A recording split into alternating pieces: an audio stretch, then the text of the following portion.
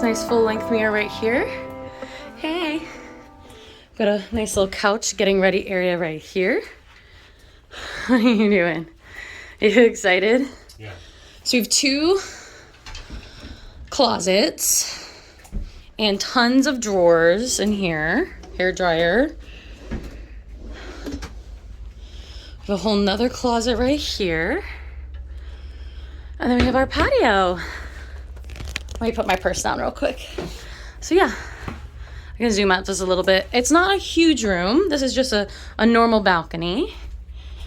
We have the bathroom with a commode and then a stand-up shower, which we love. It's got a nice little upgraded moment on there. Beautiful, that's much bigger than the regular rooms. I think this is a conjoining room door if you've got 2 rooms right next to each other. What's this view look like, baby? Of Rome? No. Oh no, this is just Italy. Oh, that's right. Look how beautiful. How beautiful.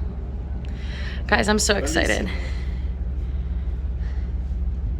Beautiful. I just unpacked and I wanted to show you just how much